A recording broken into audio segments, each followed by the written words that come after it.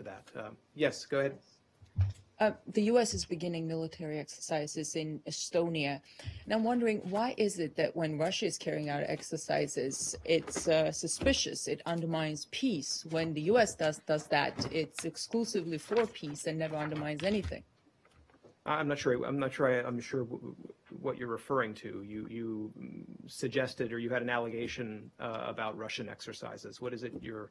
Well, we hear that all the time, and from the most recent one, Jen Psaki saying Russian exercises in Crimea would undermine a diplomatic, peaceful resolution of the crisis. Well, we heard a similar reaction. You seem to forget, though, that Crimea is part of Ukraine. We heard a similar reaction. Estonia is an independent country.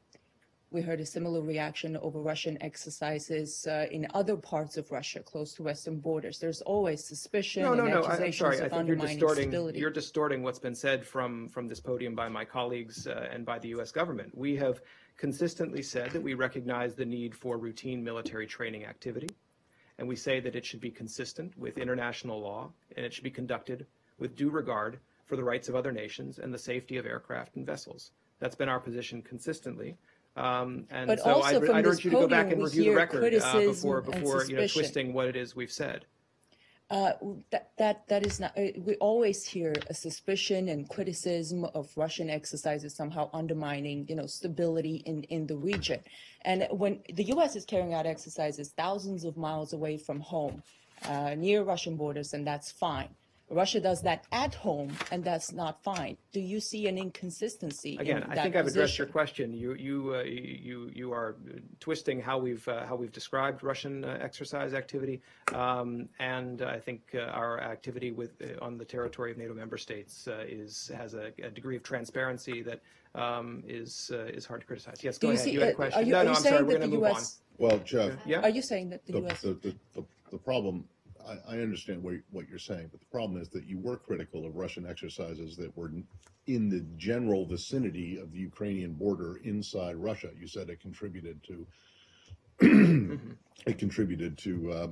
unease and instability during the crisis in Ukraine. This was Russian exercises inside Russia, somewhat close to, although I think the Russians would argue it wasn't that close.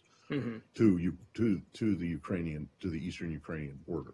Well, that's been in reference to a specific conflict zone.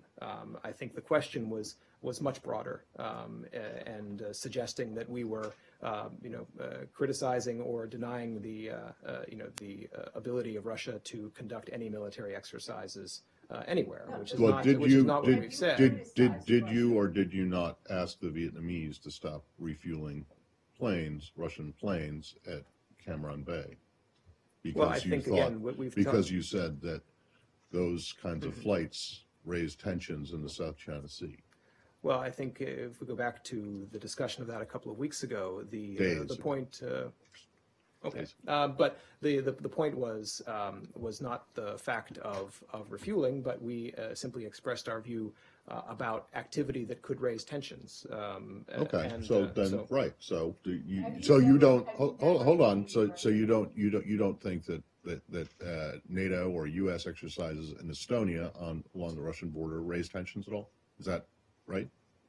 Well, I would say, again, our fundamental point is that any military exercises should be done with respect for international law, should be done with the appropriate degree of transparency, and so that's okay. But you would disagree with the idea that I think the question the question you're being posed is that you would disagree with the idea that U.S. or NATO exercises in a country that is in a NATO member that's along the Russian border raises tensions given the current situation with Ukraine and the current rift between the West and Russia on this. You would disagree.